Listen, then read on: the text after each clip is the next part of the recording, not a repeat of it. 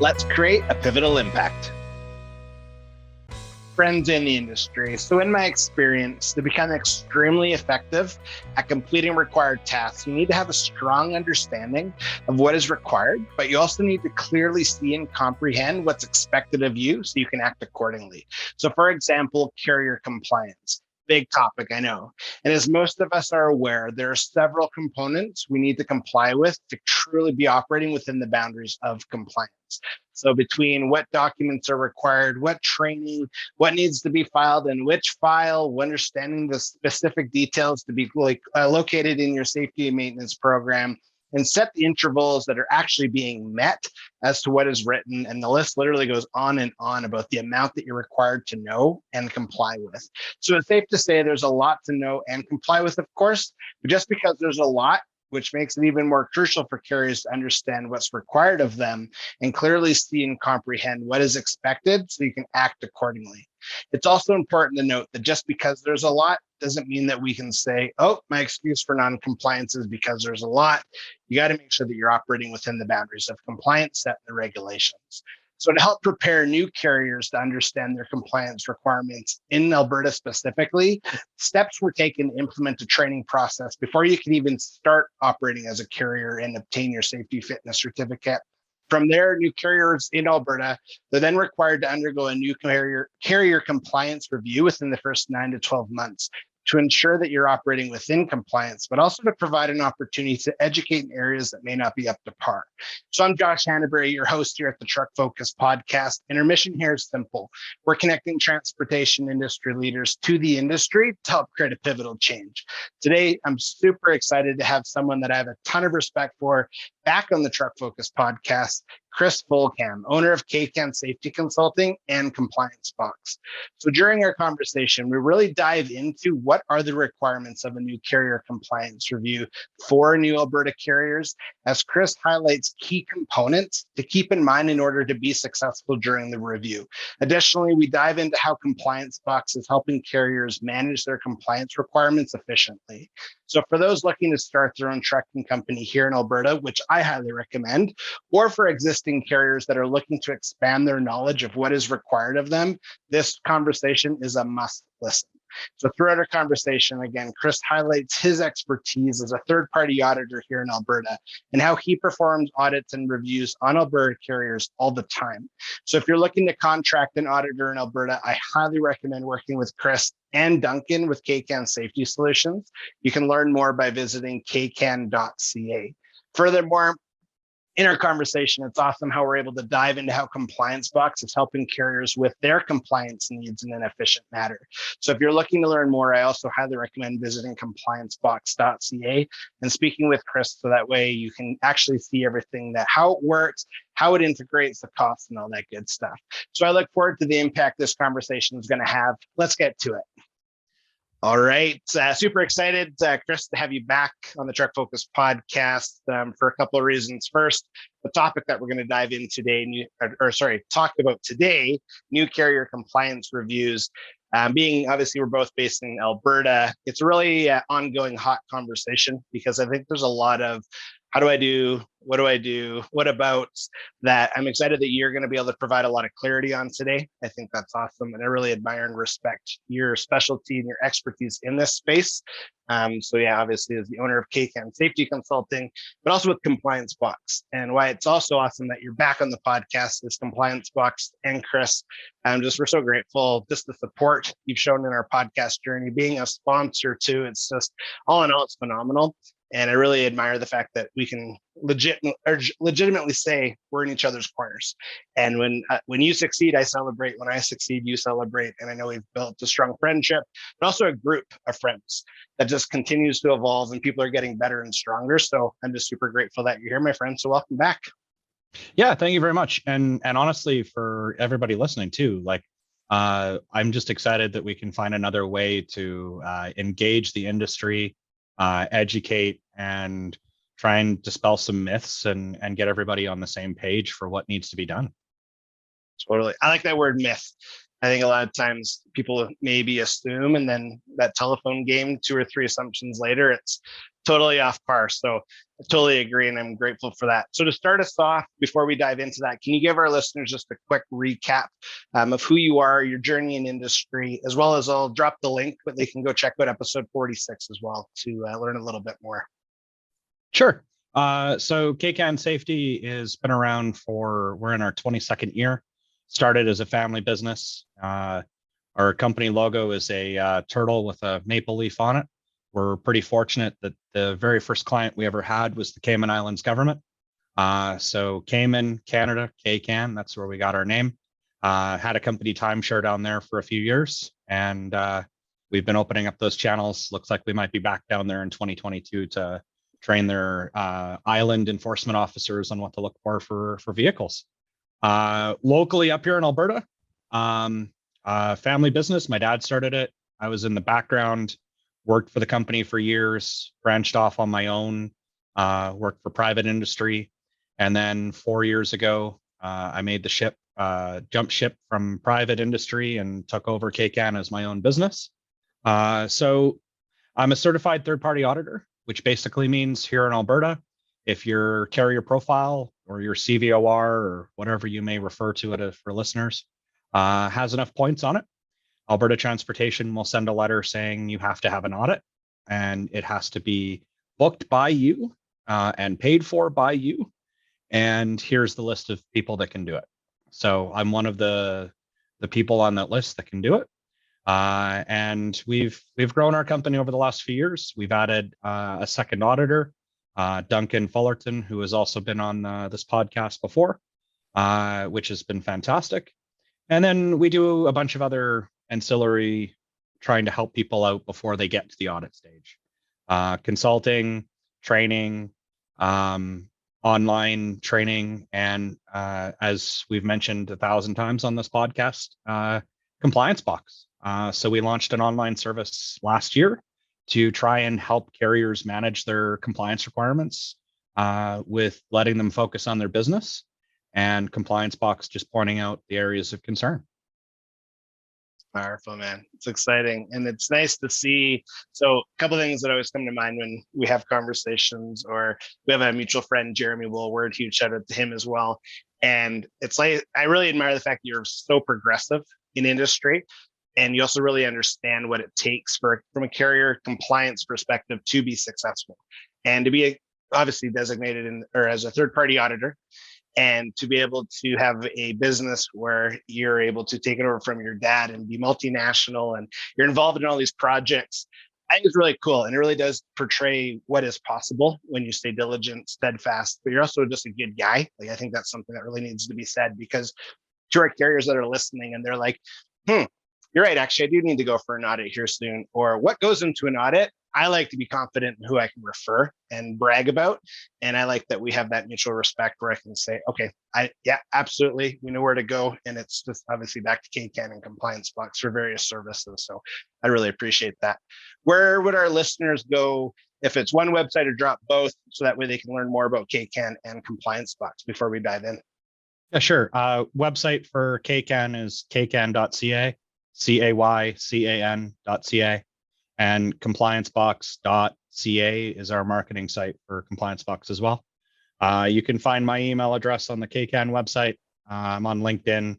Feel free to contact me however you want. I'm always there to answer questions and get people pointed in the right direction. Awesome. Yeah, and I'll make sure to include all those links that are in the episode. And if we drop any others, of course, I'll make sure to include those too. So, hot topic that we're going to discuss, which I'm super excited about, is new carrier compliance reviews.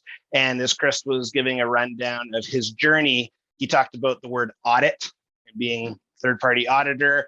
So this is a component of that entire conversation. So Kris, to start us off, can you kind of give the overview of someone comes to industry? Again, we're talking in Alberta, but they're wanting to become a carrier. They go through all the hoops to become a carrier, and then they hear the term new carrier compliance review. Can you kind of give a summary of what that is? Yeah, 100%. So after you've been issued your safety fitness certificate here in Alberta, at some point between 9 months, but before the end of the 12th month, after your certificate's been issued, you have to have arranged for a new carrier compliance review to be completed by a certified reviewer. A key word here in this is review. We do audits for the government, but this is a review. The coaching we've been receiving from Alberta Transportation behind this is it's purely educational. They want to make sure that carriers are aware of their responsibilities, what needs to get done, and the focus that at least CayCan brings to the review is to try and educate the carriers with their compliance requirements when we find a deficiency. Commonly, we have carriers that are owner operators. And one of the things that all authorized drivers have to have in their driver file is an application for employment with at least 3 years history and an abstract pulled within the first 30 days of hire, and no more than every 365 days after that, they have to pull more. As an owner operator, does it make sense that you would fill out an application form or a resume to work for yourself? You're probably going to hire yourself. So that's one of the things that ends up being a deficiency in a review for those carriers, where they go, oh, I don't have to pull abstracts, or I didn't do a resume because I work for myself. So those are some easy wins that we point out. Yes, it makes sense. You probably are still going to hire yourself, even though you might have something on your application form or your abstract that a normal employer wouldn't. Or you might have a clean one, but the regulation doesn't specifically say owner operators are exempt. So that needs to get done. So that's what we're trying to do. Is we've done so many audits over the years where the response at the end of the audit, we're going over the report with the carrier, is nobody told me I had to do this. When you first get your safety fitness certificate, you used to just have to sign a form saying, I promise that I know all the rules and I will follow them. So that was kind of the government's way of saying, okay, it's your responsibility. You're going to do what you can. Then with this new entry program that started in 2019, the hoops that you mentioned is someone from the company has to take an online training course, and a compliance exam has to be completed at registry's office. So this is kind of the final step where we come in and we don't have the magnifying glass like we would with a full audit, but we're looking to have a basic overview of your carrier's safety and maintenance, written safety and maintenance program, and a brief overview of your driver vehicle files, hours of service, and your insurance. Again, as a review, not as an audit. So that's in a nutshell what the process is. Hey, Josh here. Just a quick interruption of our conversation, as I wanted to take a moment to highly recommend that if you're looking for an auditor or a consultant here in Alberta, that you consider CayCan Safety Consulting. So I've included their link directly to their website in the show notes. So make sure that you go check them out. Let's get back to the episode. Nice. Good. I appreciate that. And that's some really good clarity, because I think, well, I even said the word audit and I should have said the word review. So I'm glad you clarified that. Thank you. Because yeah, again, when you're not in it every day, or if you're never in it, it's a lot to know. So one of the questions that I wanted to get to was some of the common challenges that you could see from a behavior standpoint or document standpoint. And you're right, though. I think, well, from my experience, a lot of owner operators, they either become an owner operator because they feel undervalued with where they're at, or they just don't have the opportunity to get a job with where they're at. And there's a lot of newly licensed owner operators that unfortunately are paying ridiculously high insurance, but they're making good money because they're able to buy a power unit. Now they're pulling someone else's trailer. So I'm going to go to the application for a second. In the States, there's a pretty long list when we're talking driver files and then into the nitty-gritties of the application. In Alberta, aside from the 3 years, is there anything specific that had to be in there besides maybe a name and a signature? So in Alberta, every single driver file has to have an application form or a resume with at least 3 years of employment history on there. So one of the things that's an issue there is sometimes someone might have a 6, 7, 8 month or a year gap in employment. So that should properly be identified so we can tell, is that full 3 years been accounted for. And then once you've authorized someone, actually, I'll back this up. The biggest thing that people misunderstand with this is this is the requirements for all drivers that are authorized to operate an NSC vehicle. So anybody in your fleet that is allowed to take the keys and go start the truck and put it in gear, or the bus and move it around, this is what's required. So the application form or the resume with that employment history, within 30 days of being put on that list, you have to pull an abstract. It should be before. That would be government best practice. You want to know what sort of person that you're giving the keys to, what their driving behavior is. Again, as an owner operator, you kind of know your history already, but the regulations do require all authorized. There's no exemptions for that. Abstracts, this is an area where people tend to fall down, is within 30 days of hire, they required that first abstract. And you have to pull an abstract no more than every 365 days. Every record that I'm talking about has to be kept for 5 years. So in the new carrier compliance review, annually updated abstracts isn't usually something we look at, because hopefully you're doing your review before the end of your 12 months and no one has been authorized to drive for a longer period than 12 months. But this is in the full audit, it's something we find a problem with. Even huge carriers that have been around for years, that are billion-dollar companies, might say, well, we pull our abstracts annually in January. Well, if you pull January 25th this year, and next year you get your abstracts January 27th, it's more than 365 days. So that gap is there. So abstracts are very important.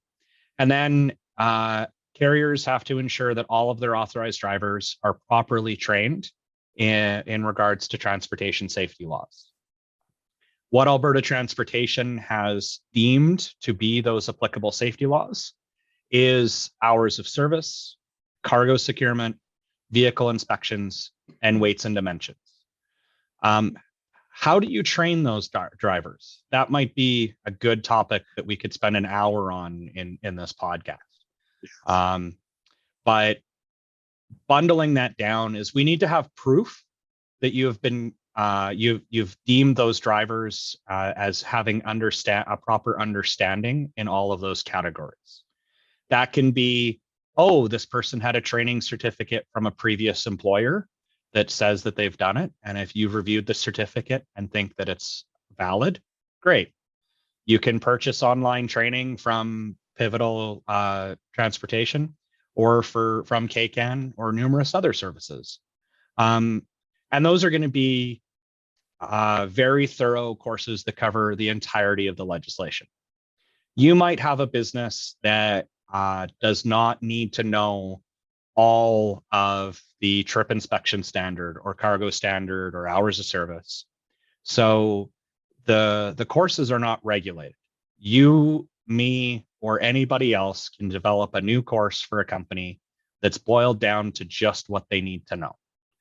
So we need to see that there's something signing off that every authorized driver has at least those 4 courses. Again, weights and dimensions is a good example. If you're only operating, let's just say, a 1-ton deck truck that is a federal carrier, you don't need to know what the weights Super B can haul. So we could just keep that boiled down to that content. And then the other thing for driver files is we track your hours of service records for those drivers for at least the last 6 months. That's what we're digging into for that. Awesome. Yeah, that's a lot. And again, there's why I say that is, if you go to the internet and you're to Google, like, you go to AR, what's the reg? I can't remember off the top of my head. For driver. Yeah, unfortunately, they're in 3 or 4 different regs. So the commercial vehicle safety regulation is the one that applies to some of the requirements, and that would be the one that's going to come up for driver files, which is 121/2009. Right. So that right there is the point where when it's in multiple locations, and it is not your common day to day. Your common day to day is to you want to tie stuff down properly. You're going to deal with your customers. You're going to go get fuel. It can be burdensome to say, sorry, I needed what?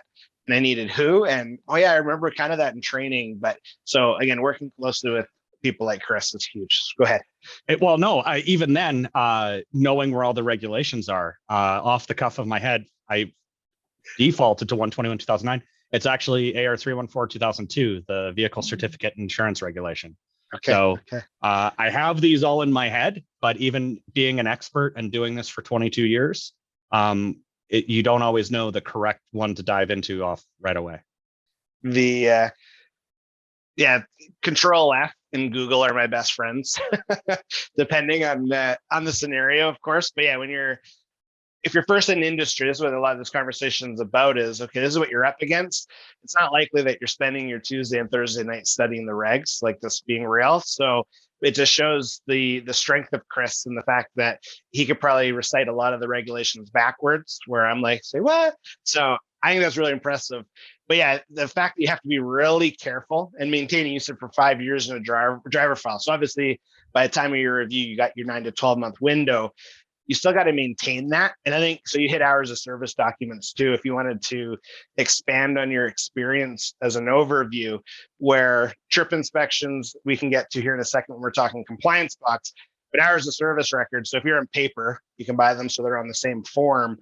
How often are you seeing people, well, I kept the current month or I kept some of it and the rest I just threw out because I didn't know I was supposed to keep it? How do you see that? Yeah, it's hit and miss. Everybody kind of handles it a little differently. I come across carriers that only fill out a logbook when they operate a commercial vehicle. So some carriers will just keep that paper log in the truck. And when Joe is asked to go drive it, he fills out a logbook for that day, which most cases is probably not compliant. If they're within their 160 and properly tracking their hours, otherwise it could be. But for the most case, those guys aren't following that. They don't know the rest of the rules. I have some other people that say, I don't have to follow hours of service because I'm within my 160. But that's incorrect. There's 4 bullet points with the 160 rule. You have to return to your home terminal to finish your day. So where you pick up the truck is where you have to park it. Depending whether you're on the federal or the provincial hours of service rule, you have to finish your work shift within 15 hours and take 8 hours off. You can't operate outside 160K.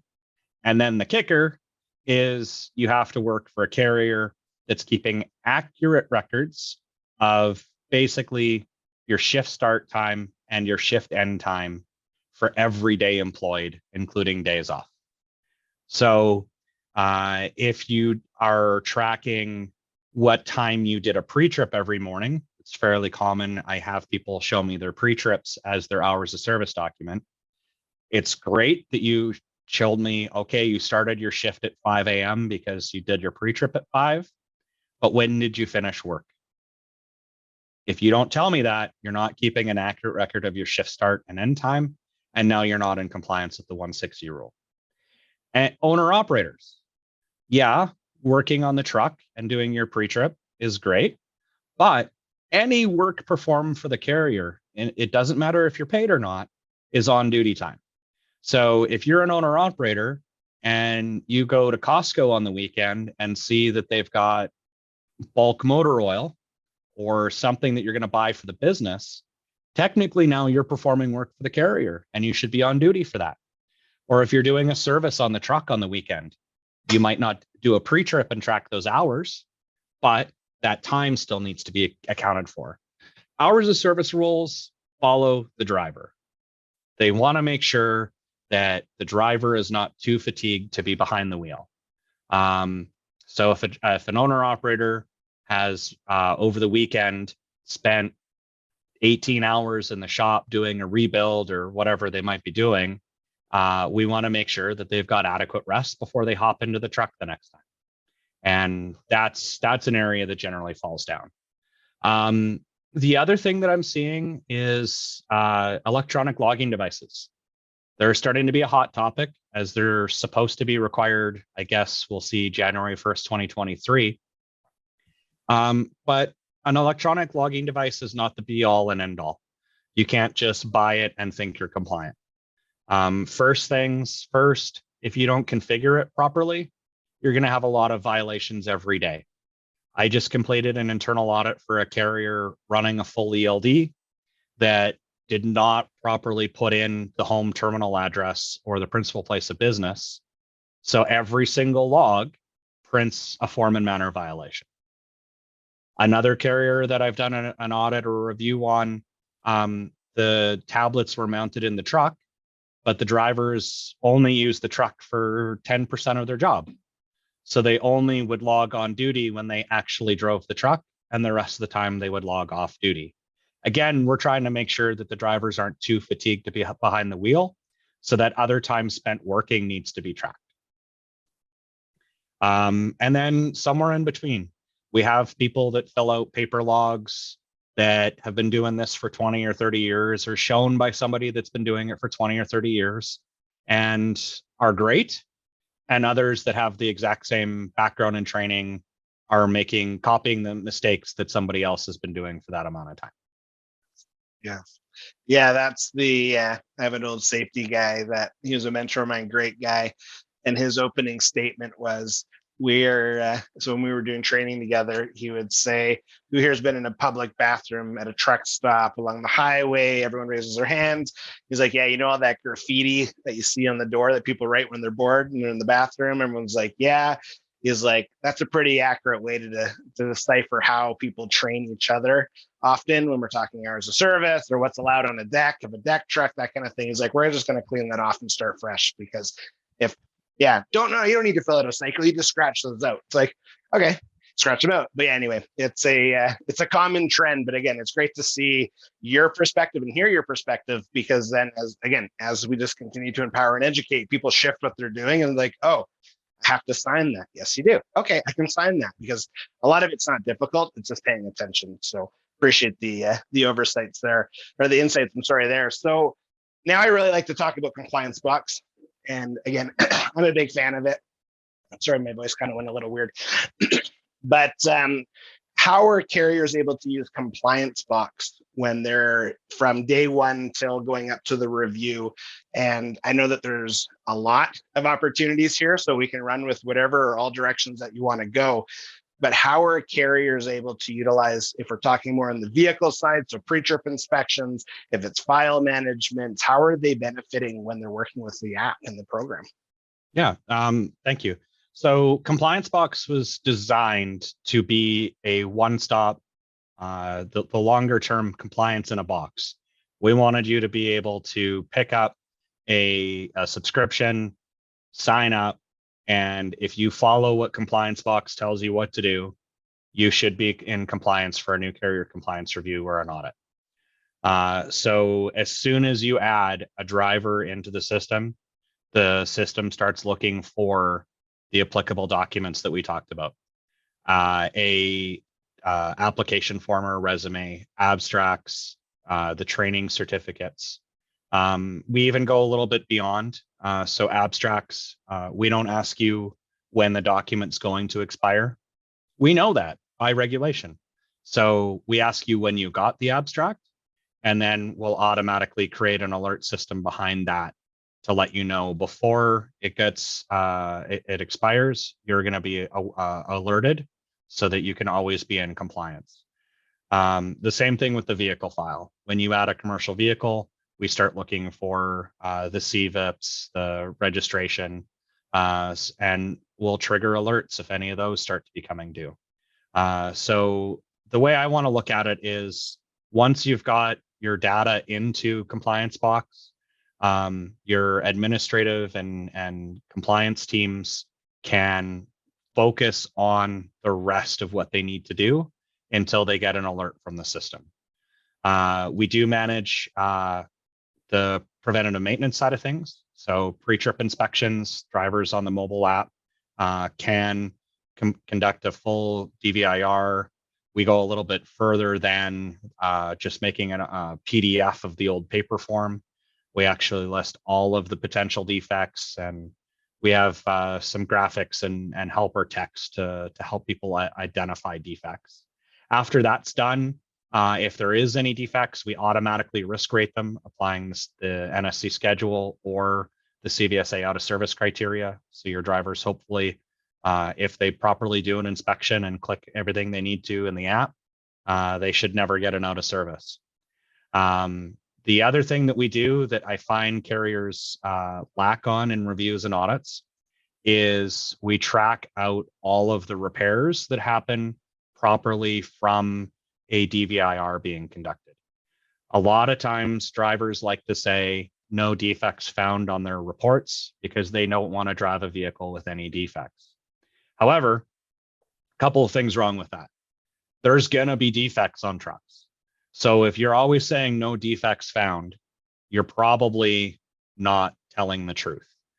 Hey, Josh here again. Just another quick interruption of our conversation. As I really want to recommend that you visit ComplianceBox.ca and learn more about how their systems can really align with your organization's goals when we're talking compliance needs. So again, learn more by visiting ComplianceBox.ca. Let's get back to the episode. So if I come do an audit and I find a repair, for example, Cal Tire got called out to repair a flat tire, why? When I go marry that to the pre-trip and the pre-trip says no defects found, well, the driver's not doing effective trip inspections. There's defects on it and they're not finding them. Or roadside enforcement. If you're one of those people that has a full book of DVIRs, hopefully just carbon copies, because you have to put them in your file within 20 days. But if you have months worth of DVIRs and they're all no defects found, that officer's probably going to decide to do an inspection on your truck because they're thinking maybe you haven't done one. So we want to close that gap. We want to try and coach that. And then there's some things that suck. Cal Tire comes out and replaces that flat tire. Well, especially if it's a trailer or a truck that they just want to get going on the side of the road, that tech probably didn't capture the odometer reading. And every single repair record has to have the nature of work performed, what vehicle it was on, who did it, and the odometer reading. So if the Cal Tire invoice is what goes into the file and it shows 0 odometer or that's blank, it's not a compliant repair record. So ComplianceBox asks a few simple questions of the driver or the administrator adding a repair document saying who did it, what was the odometer, and we create a compliant repair record, even if that third-party invoice doesn't have what's there. And then the other half of what we're trying to do is ensure proper scheduled maintenance inspections and lubrications are completed properly with all the required information. So a lot of carriers in the new carrier compliance review don't understand the maintenance intervals questions that are in the sample Alberta Transportation Manual. So without trying to spend another hour on this topic, pretty briefly, every carrier in Alberta has to define how often they will be doing lubrications, which means an oil change and a greasing on any power unit, anything with an engine, and greasings for anything without an engine, so their trailers and other towable units, as well as they have to perform a scheduled maintenance inspection at regular intervals. How do they set those intervals? How often do these need to get done? First and foremost, what you put in writing, you have to follow. So I've had to do an audit on a carrier that said that they were going to do scheduled maintenance inspections weekly. It's a family-owned business, and the dad showed up every Saturday to inspect their fleet. But he took 3 weeks off at Christmas. So when we're going through all the records, there was 49 inspections in the file, but there should have been 52 for the year. So were they all there? No, they weren't. You could go the other way and you could say, I'm going to do an oil change and a scheduled maintenance inspection once every 1,000,000 miles. Well, an oil change, you're going to blow up your engine before 1,000,000 miles. Scheduled maintenance inspections, you're probably not catching things. So what we do for the litmus test of what is acceptable, do you have a reasonable interval, is we check your performance history for on-road enforcement and for your CVIPs. If your maintenance interval is 200,000 kilometers that you're going to inspect the vehicle, okay. But when you do a CVIP, are they spending $9, $10, $20,000 doing repairs? Or are you getting pulled over by roadside enforcement and receiving thousands of dollars in fines because there's 30 things wrong with the truck? Then potentially your interval is too large. And finally, you're allowed to set your intervals based off of time, off of engine hours, or kilometers. If you do engine hours, you need to record engine hours in your maintenance documents. Otherwise, we can't check that you're following those intervals. If you do kilometers and you say your trailers are going to follow that by every 20,000 kilometers, the trailers need to have a hub meter on them. That trailer may be connected to the truck 24/7, but we can't accept that through an audit. It might get hooked to another truck. It might be traveling different. So if you say you're going to do a trailer inspection every 20,000 kilometers, but there's no hub meter, we're not going to be able to verify that you're doing it. And the other thing that people fall back down on with this is taking a unit out of service for a period of time. Maybe you're going to park a truck for 6 months, or a trailer gets rarely used. If you say in your program you're still going to do an inspection or a lubrication every 6 months, I need to see in the file that it gets done every 6 months, even if it's parked. Now, I can recommend a carrier might do something like what we call a temporary maintenance suspension. Put something in the file saying, today's the day that we parked it. This is the odometer or hub meter reading if it has it. And it's being removed from our maintenance program because we don't plan to use it for a while. The day you bring it back into service, you should have another form document saying, this is the day we brought it back in. We're checking, does it need to have a lubrication or a scheduled maintenance inspection because of the duration it's been parked? If it does, that's happening today, and then we move forward. So ComplianceBox tries to help manage that as well for carriers, but that's what we're trying to do is educate and take the time away from the administrative staff to know everything about the entire fleet and let them focus on the things that need to take their priority. Yeah, powerful, man. I was like getting dizzy because I'm in agreement. So it's like, yes, see, told you, because yeah, the entire workflow. So I like when you went to the trip inspection, and I like that it risk rates, because I think a lot of times, just through experience, professional drivers will not want to record, or there's fear of repercussion because they think they did something wrong, and that's definitely not the case. So the fact that you can eliminate that, and really the system takes the blame. This is what I saw. This is what I put in. If there's a diagram, this is exactly what it looks like. Yeah, that can't go. That's a lot of peace of mind. But then on the flip side, the whole workflow being completed, and then come time of an audit or come time of an insurance review, or maybe you have law enforcement asking you questions, you have everything. You can say, oh yeah, I'm good. Like, no problem. What do you want to look at? And then it's navigating the system, which is also super easy to use. So all in all, man, as you can tell by my passion, I'm a huge fan of just the system itself. So ComplianceBox is awesome, but as you can hear Kris just really naturally explain how he's solving problems to simplify, to empower, and allow people to really focus on other things, I think it's phenomenal. So again, there's just so much value, and I can see that from a company starting up. You are trying to save time, and you're also trying to save cost. And paperwork is expensive on both sides of it. Purchasing it. And I think we did this comparison in our first episode too, when we were talking about costs and stuff. But there's a cost of paperwork, there's a cost to manage the paperwork, and there's a cost of finding it or not finding it. So anyway, I'm a huge fan of the program, so I appreciate that. When we're looking at a new carrier, they are aware of the calendar months, but how would they officially, or would they be officially, I should say, would they be like sent a letter saying, Kate, your time period is up, or is it on the carrier to monitor the calendar? It's 100% on the carrier to monitor the calendar. They should receive an electronic notification as a reminder. However, all Alberta carriers officially now receive all their communication through Alberta Transportation's online portal, Travis Webb.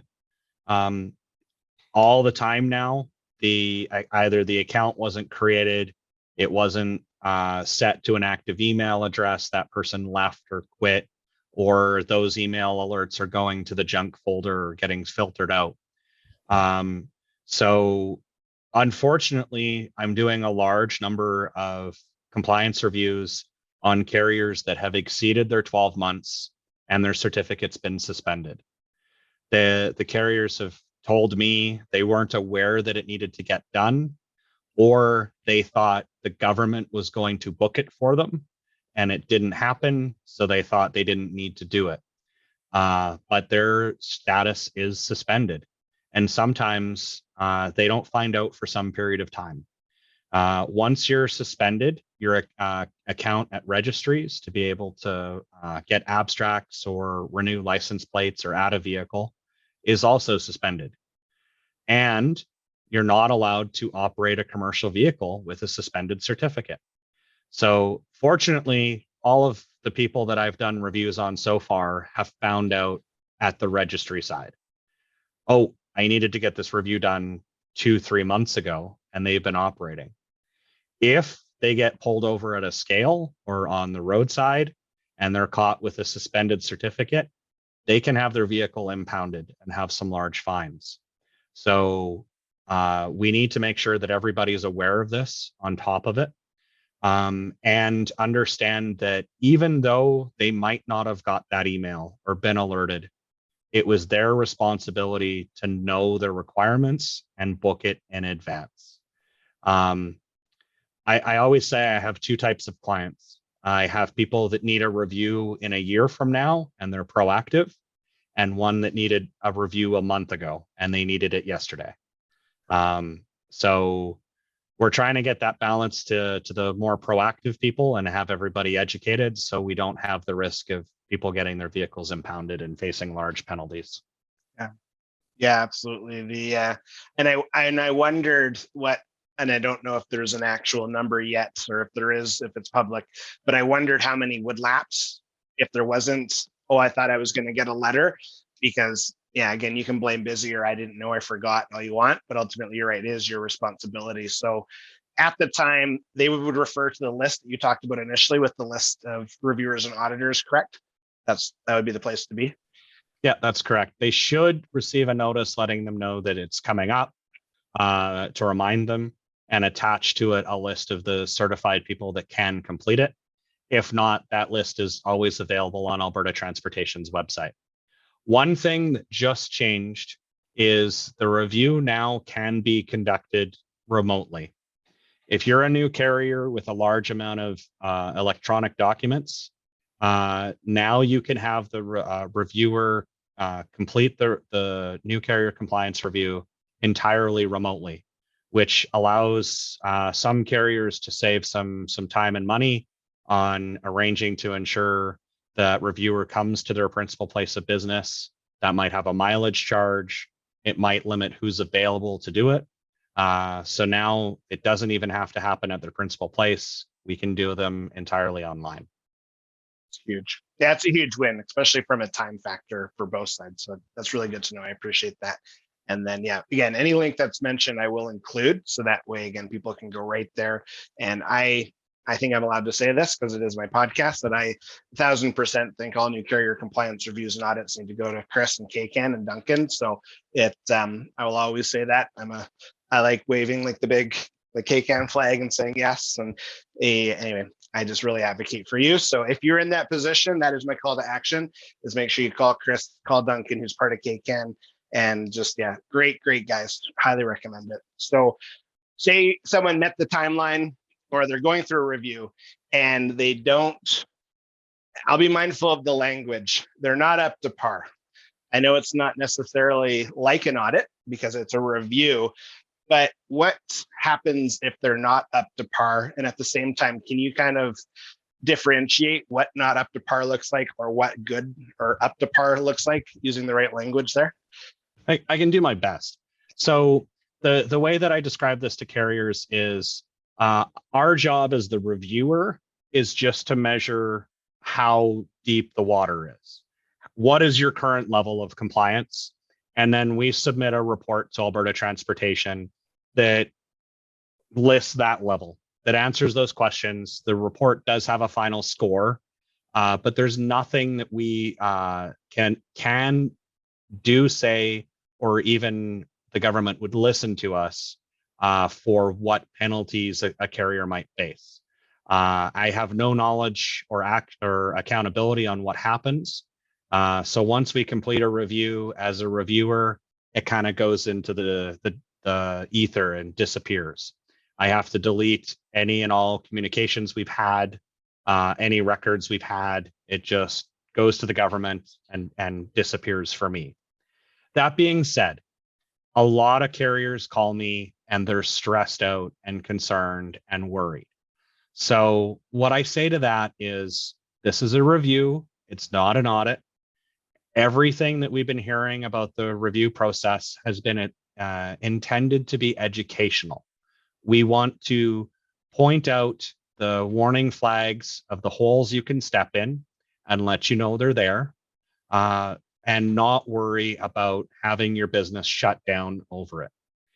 Are there penalties that you could face from this? Absolutely. A carrier may receive a fine. They may receive a condition from the government that might require them to conduct some additional actions. That might be requiring them to force their drivers to have additional training, or have a review completed again to show that they've improved. There's lots of things that can happen from this. Having a business shut down or a large administrative penalty issued for a new carrier compliance review having a poor score, I would say is rare, if not hasn't happened yet.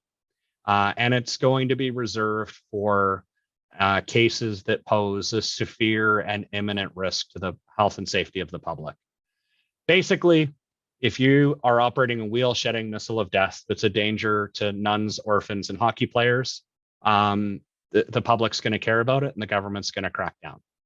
If you're doing anything to operate a reasonably safe business and you're attempting to do what you can to follow the rules, then I would say a new carrier compliance review should not be something you lose sleep over.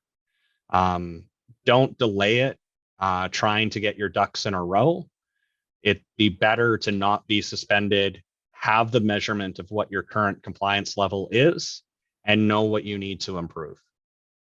That's where I say it. Good. And that's really encouraging too, because I think even being through a couple audits myself, I lost sleep because there's a fear of the outcome. There's a fear of, again, in my situation, it was job security, where I always felt like that was lingering over me. If we fail, you're done, kind of thing. But that's really good to know. So I appreciate that. And then, my last question before we do come to a close was, what happens after the review is completed and they passed? I'll use the word passed. What would be the next steps? Was it getting an updated safety fitness certificate? Because I know there's just the renewal period after the 3 years, but what would happen next after that? As soon as we submit the report, it's on to Alberta Transportation to take any actions that they might see fit. So I always recommend carriers ensure that they have access to their online portal with Alberta Transportation and make sure that they're able to receive any communication the government may send, and watch out from there. That will contain your next steps. If the government would like to make some additional actions based on the results of your review, they will send you a letter there. My understanding is that no news is good news. If you don't hear anything from there, operate as you were, minus any corrections that may have been identified in the review. After that, keep going until your safety fitness certificate is up for renewal. Make sure you submit your renewal before it expires. And as long as your carrier profile remains out of monitoring, you're unlikely to be selected for a random audit or an investigation. Keep running your business. Nice. It's awesome. Yeah, that's really good clarity. I'd say this entire conversation, Kris, just once again, I just really admire your expertise in this space. And you really, even though there's a lot to, I guess, digest, you're a really clear communicator. So it's, you do this, don't stress. You do this, don't stress. Like, I really admire that about your leadership, because you don't have to make it like the world's ending. It's just like, okay, but I agree. Don't be dangerous out there as well. So appreciate that. And just that, as we come to a close today, it'd be awesome if you could just let our listeners know again, one more time, where can they go to visit CayCan Safety Consulting, but also ComplianceBox? Yeah, well, I think one last thing I'll touch on is yes, we want to strive for zero fatalities on the highway. Everybody wants to strive for zero non-compliance in an audit, but it happens. An abstract might come from a registry agent late. A guy might have to be 15, 20 minutes over on his hours. So as long as you have a plan to be able to address those so they're not common occurrences, and you can fix future behavior, it happens. Don't be aiming for a 0% score. There is non-compliance that happens in owner-operators up to billion-dollar companies. Last, back to CayCan, CayCan.ca or ComplianceBox.ca are our two websites. You can find me on LinkedIn. You can find me wherever on social media. If you see me at an AMTA meeting or anything else, come over, say hi, ask your question. I'd always rather educate and inform a carrier than have someone too shy to come up and ask a question. Agreed. Yeah, man. Honestly, it's great to have you back. Really, again, I'm grateful for the leadership in this space. And I think we helped a lot of carriers today that are new, or people that were looking into it. Maybe they thought it was too burdensome. I think, again, with the right guidance and training and just support, it's possible. Absolutely. So again, just thank you so much for coming on to the podcast again, and just for all the ongoing support. It really does mean a lot. Well, and thank you for what you're doing to the industry. These educational bits and all the guests and peers that network that you're growing, I think really, really benefits the carriers and drivers and all the roles that touch this industry and benefits it. So yeah, shout out. You're doing a good job. Thanks, babe. Appreciate that. Okay. Well, enjoy the rest of your day, and thank you again. That means a lot. So I'll talk to you soon. Thank you. Have a good day. You too. Kris, my friend, thank you so much for coming back onto the Truck Focus podcast and for the expertise that you shared during our conversation today. So as our listeners heard, there is a ton of information to know in order to operate within the boundaries of compliance. And honestly, our conversation, we just scratched the surface of what is actually required. So for new carriers in Alberta, or for those looking to become a new carrier here in Alberta, it's crucial that you really put your best foot forward with your compliance efforts, just like your sales efforts. And if you have questions about your requirements or are looking to schedule your new carrier compliance review, then I highly do recommend that you speak with Kris directly, so you can learn more by visiting CayCan.ca. Furthermore, if you're looking to create a strong compliance culture while making your processes more efficient, then I highly recommend that you check out ComplianceBox. So you can learn more by visiting ComplianceBox.ca. Again, just super grateful, Kris. So grateful for the expertise that you shared, the insights, the information, and just, you got to watch out for this. And I'm super grateful. I'm really proud to call you my friend. And again, just thank you so much for hopping on. So if this is the first time you've ever checked out the Truck Focus podcast, I really want to welcome you to our community. And to our dedicated listeners, just want to continue to say thank you so much for your investment of time. It really does mean a lot.